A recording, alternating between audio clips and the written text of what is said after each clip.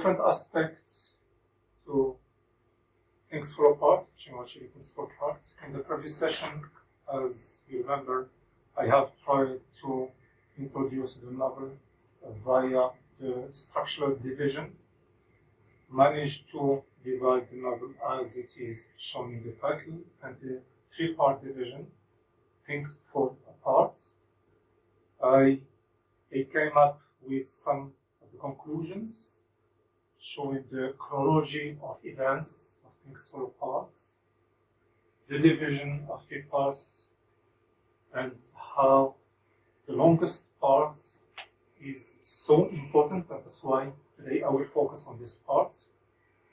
Some of the conclusions here is that the chronology events of the novel, adopting a historical movement, the pre-colonial, the colonial, and later the post-colonial, as I said.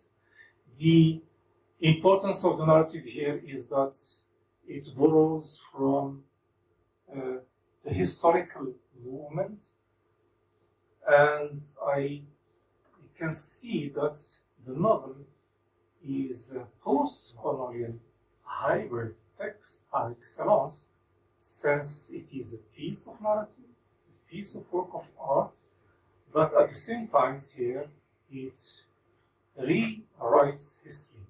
It rehistorizes the Igbo culture from the point of view of an African writer who tries to write back. That is to say, writing his own culture, his own history from within, not from the outside perspective. And by doing that, the writer tries to respond to the colonial gaze that have long tried to deprive of the natives of their right to civilization, to history, and to culture. And as I said, it is hybrid because it is a piece of art, and it puts history back in style. That is to say, trying to reuse history in order to narrate aspects of the Igbo culture, responding to the colonial gaze, and putting literature in the means of liberation. Things Fall Apart is published, as we said, in 1958, sitting in late 1890s. The Igbo Society, this one, 1950, in Igbo Society, sitting in late 1890s. Igbo Society, by 1952, the period of colonial rule, Nigeria was entering its final phase after almost 100 years of colonial rule, and Nigeria was decolonized in 1916. A long century of colonization. Of course, it left its strong impact. Starting with this quote from Achibi is going to be relevant to my analysis of this part, especially on the whole novel as a whole.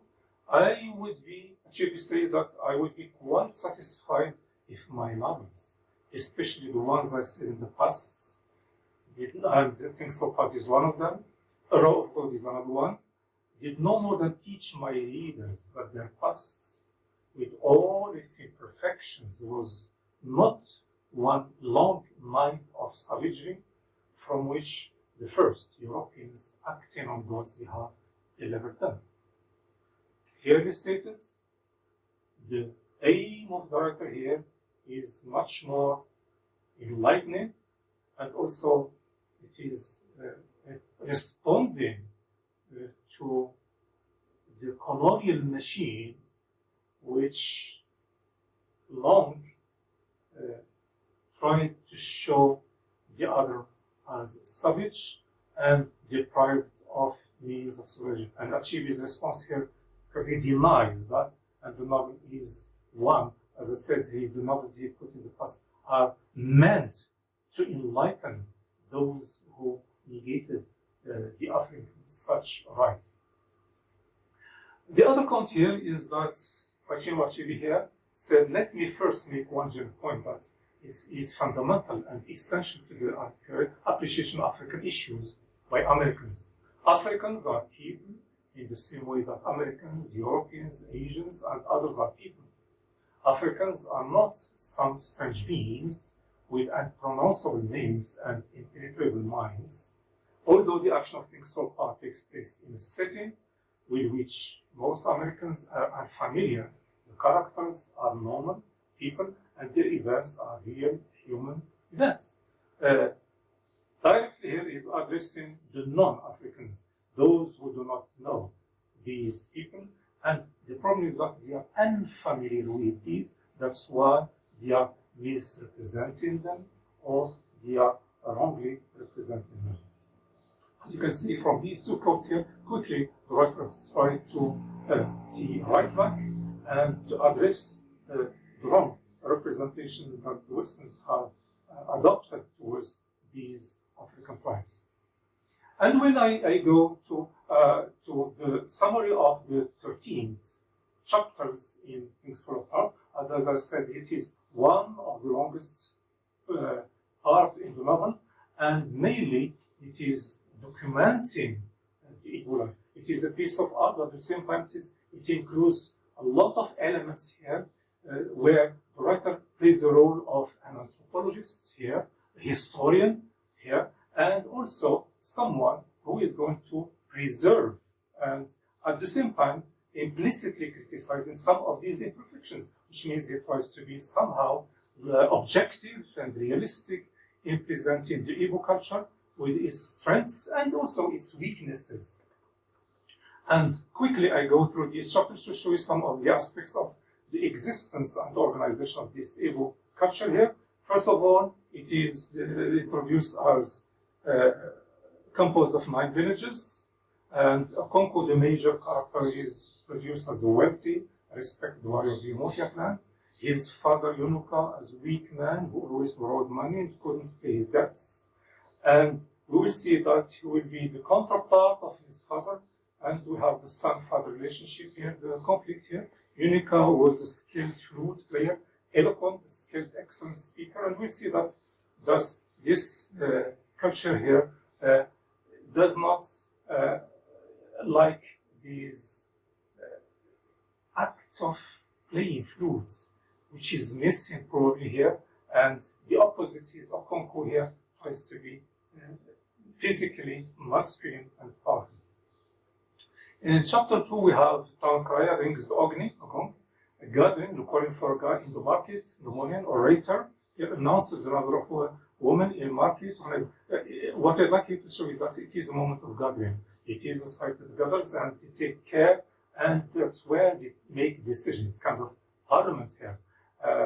The idea is that they were in war, and the man, they must hand over virgin and the young man to or go to war. So the Umofia has a reputation for fierce warriors, powerful magic, and Okonko has taken 5 human heads in past battles. He drinks palm wine from his first head on important occasion. And this is again one of the negative points that the writer tries to implicitly criticize here, this overwhelming use of violence. And the boy, Ikumofuna here, goes to Okonko for safekeeping. Chapter 3 here, Yonuka is described as someone who is lazy, ill-fated, and he is going to die of swelling, which was an abomination to the earth's goddess. And here, introduction of divinity, and also the opposite, which is evil forest, where he is left to die. And we will see this importance of evil forest, part of the superstitious. Like any culture here, we have the divinity and we have the superstitious beliefs. And in the meantime, we follow the fortune of Okonko. He is going to start to work hard and feeling disgust towards his father's reliance on words. So he doesn't want to speak, but to act without speaking. Ikomofuna here is brought in chapter 4 to Okonko's house. And in this chapter here, we see that the first mistake that the major character of Okonko here is going to commit is beating his wife. It is week of peace, beating one's wife. First of all, I'd say here, it is physical violence. because we are in a patriarchal, masculine society, power of masculinity. This is another issue in this culture here. Because of Zu Ani here, that is translation, breaking translation, a priest demands sacrifice. So the punishment for breaking the peace of Ani has become Maldino, he said, one of the orders. Yeah. After a week of peace, village began to clear land, prepare for planting farm. So it is agriculture society where we have the law of the gathering here take decisions. Chapter 5, before harvest, village holds feast of Union to thank the earth goddess Ani, one of the respectful moments here where the Igbo society manifests is thankfulness to God, goddess Ani, a woman, for image of fertility here. Women scrub and decorate huts, throw wood and use youngs, and paint their skin and person with camwood. So it is a moment for festivity. After beating so Ekwefi wants to go to hunting here, and she tries to blame her husband here. Chapter 6, remove. These are just some elements I give through some of this chapter. I'd like to read the novel, but these are some elements. I locate some important moments in chapters here. Wrestling as one of the moments of excitement where we have gathering and spectators. Important element in chapter is that Ekwefi here, Konko's wife here, speaks with Chelo, and Chelo here, the role of priestess of Agbala, the oracle of the hills and caves. You can see here that the invisible here is taking hold of the fate of people. Abdelmajid speaks as friends, and Chelo here inquires about Izinma, and we'll see what Izinma, one of the turtles here. And Izinma is lucky to survive. Why? We're going to see that in the next chapter here. Okonko here in this chapter frequent tells warrior stories, again telling stories. So we have drums, we have gatherings, and telling stories part of the Igbo culture. And what we see is that while Okoko tries to war stories to children to teach them our physical strength, here Noi, this is his mother's stories, and we see here Noi later, he goes away from his father's teaching, and will be one of the converts to Christianity here, because he hates what his father has done, and he hates this physical violence. If you like, Noi can work in the novel as a foil to Okonko here, because he sees this opposite view of what is masculine and what is effeminate. In this chapter, so we meet Locusts, this sense of Riva, and they come after every year of 7 years, and villagers happy and collect and eat them. The coming of the locust here probably foreshadows coming from the dangers outside. The Ozodo visits to inform Okoko of the oracle's decree, and the decree here tells Okoko not to take part in Komofonanet, as the boy calls him father, but Noi will burst into tears as Ikomofo cries to Okonko for help, but Okonko doesn't wish to look weak, and he kills him with the match. So you can see here this physical, pitiless feeling for a father-like figure who is going to kill Ikomofo now. And that's a negative mark that is left in Noi, seeing his father killing a boy. And that's one, probably, of the negative implicit criticism that the writer is addressing this kind of culture. After that, Konko is in depression, he feels weak, and he acted like a shivering old woman, called him like a woman, and Izinma tells him he must eat, so in a moment of depression. And Obereka, another character here, who is in the novel taking this reasonable stand, probably it is the voice of reason in the Igbo culture. He questions these customs of the village, and he talks about these problems here.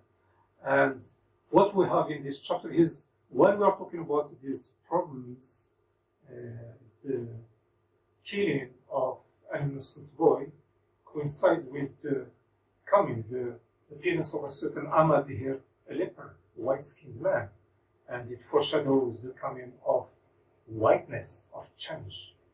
And this Ahmadi here passes through village frequently, and the Zone Ahmadi laugh, and it is the whiteness is the top, because the first time they saw white color, they called it a leopard, and it is allusion to the white skin. So already from this chapter 8 here, we have foreshadowing of the locusts, the whiteness, the coming of the danger, the changes here.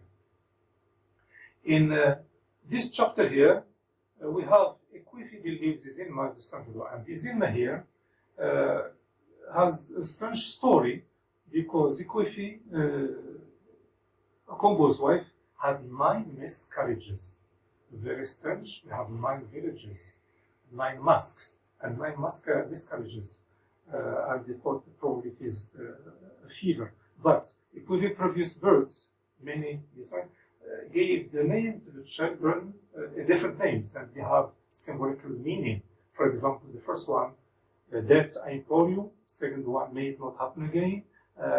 Every time here, the medicine man wants Anubanji. It is Anubanji, because they are a wicked child who continually re-enters his mother's womb only to die again and again. It is one of the superstitious feeling here, ideas. So what happens that the medicine man took this child, mutilated the dead body of the third child to discourage Ubanji's return. This is what they believe.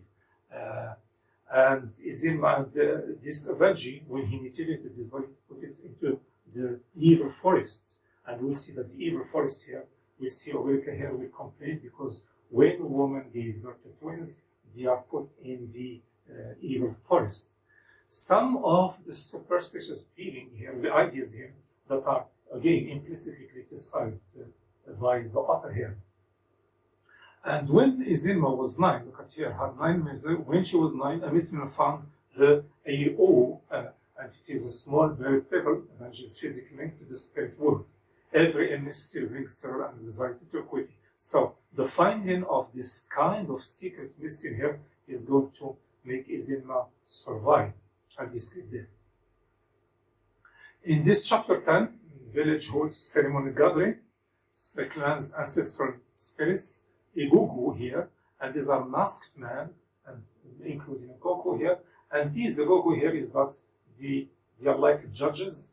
They try to settle the problems here, and sometimes they settle wars and conflict between individuals and family problems here. What is important here is that there is a family domestic problem, and one village elder complains that such a trifling and an important significant matter should not be brought to Igugu. That is means, again, it foreshadows that there are other important things that we have to solve apart from these domestic conflicts.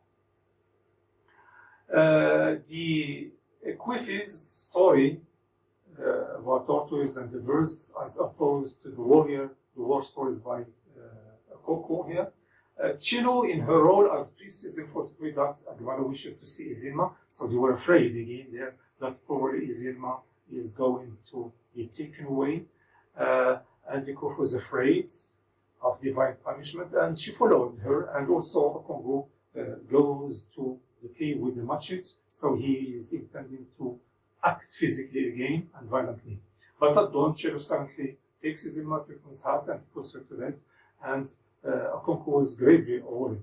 So Okongo's family begins to prepare for Oberika's daughter's Ori, that is the wedding ceremony. Villagers contribute food. Oberika buys a huge goat to present to future in-laws.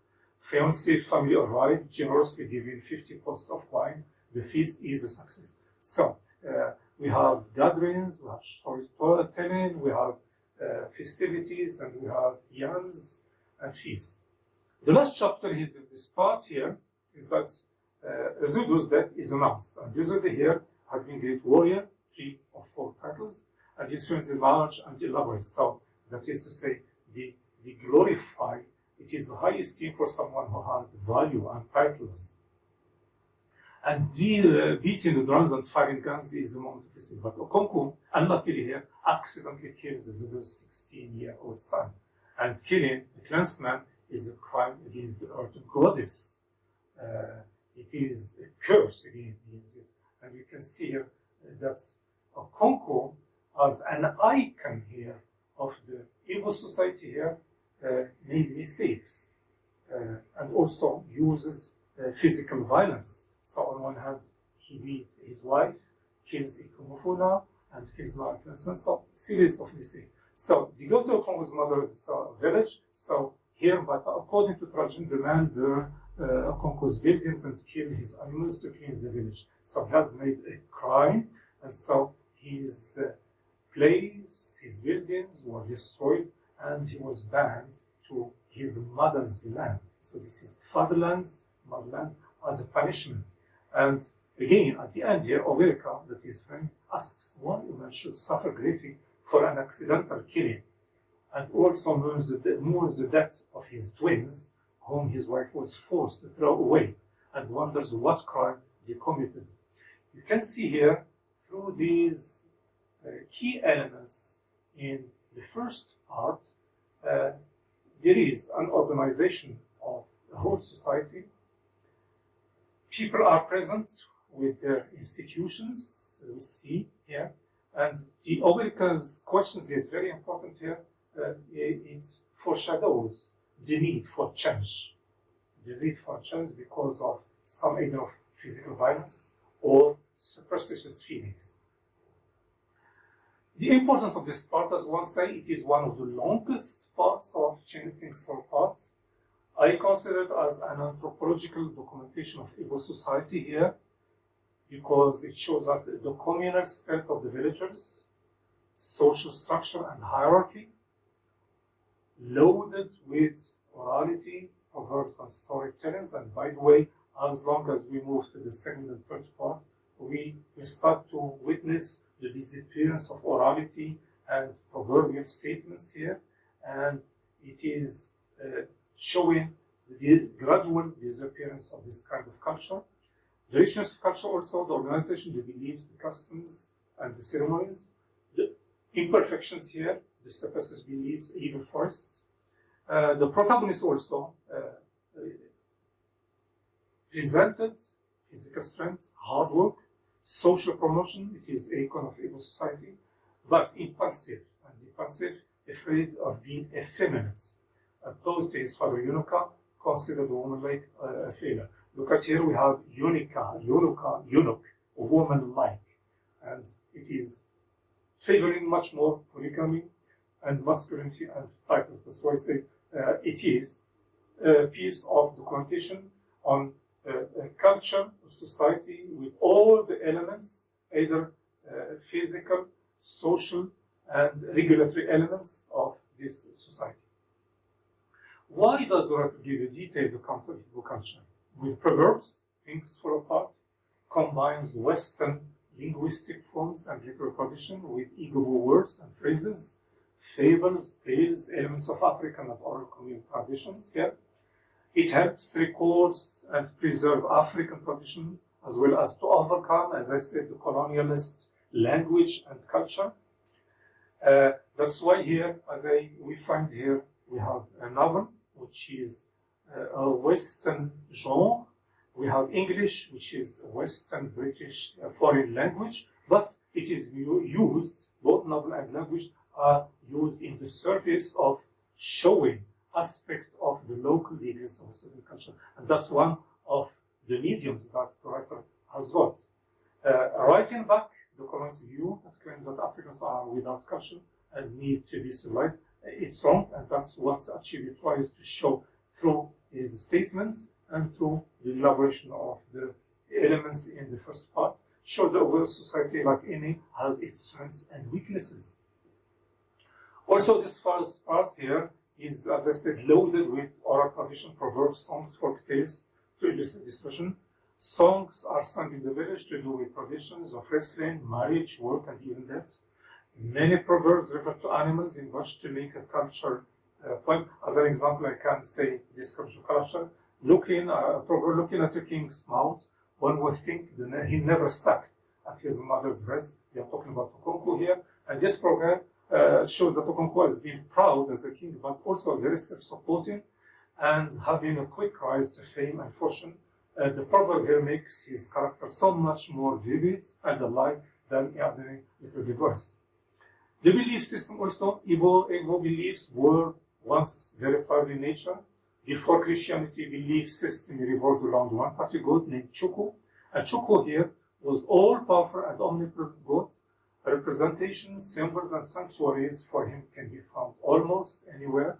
Homes, compounds, buildings, and even village parks and squares would display this description of Chukwu. And Chukwu here is, as I said, made of wood here. And it reminds me here of Emidu Susa from Mozambique's poem here. If you want a beautiful poem, if you want to know me, examine this piece of wood. And this wood here is a symbol of life, the forest, fertility, and life. Also believed in many smaller deities of God and that would compete among themselves. Religious belief system also, Chi was a god seen as individual, personalized. If someone says Chi, yes, Chi will say yes. So it is for self-assertiveness. It is a personal god. The people believe something in one's ability to improve status in the present world or afterlife to change. Submissive to the will of gods. Believe in gods, ghosts, ancestral spirits. Even certain animals were sacred and they prayed to their ancestors. They revered the python as the most sacred animal and called the rainbow, the python of the sky. Customs, ceremonial masks, the Igugu leaders of the community. Igugu were wearing ceremonial masks. They would make ceremonial decisions for the Igbo people, such as settling property disputes or deciding whether to go to the war. It is a kind of court.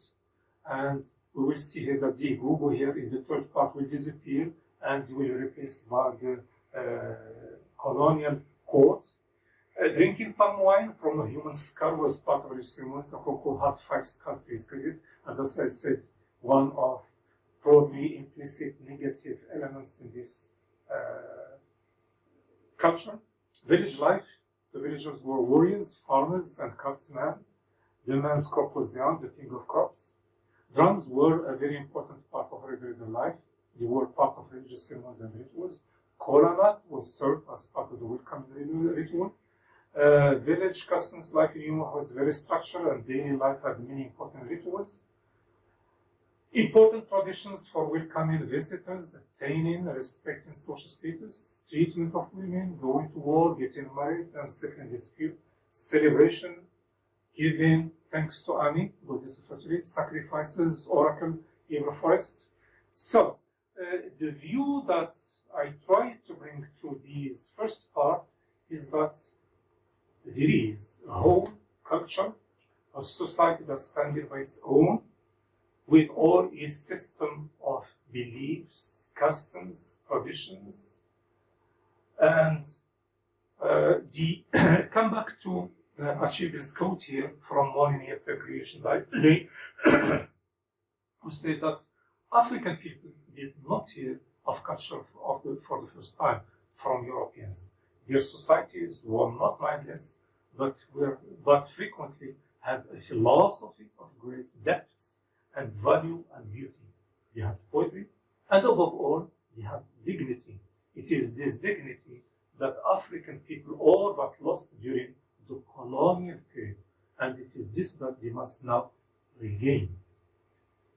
With this last quote here, I emphasize the fact that Chinua Achebe himself, as a post-colonial African writer here, has managed to contribute to the projection of this legacy of the African people here, trying to give them dignity through celebration of the existence of their own existence, their own mode of thinking, mode of living, and by doing that, he responds to the colonial legacy and the gains.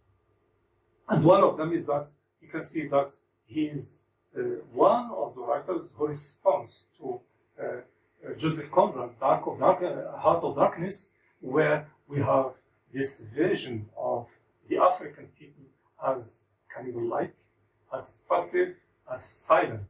But here, the writer tries to give these African people a voice of their own and to make their subalternity a means of productivity, because they exist, they have a philosophy, they have a form of gnosis where they can reflect in their way of living.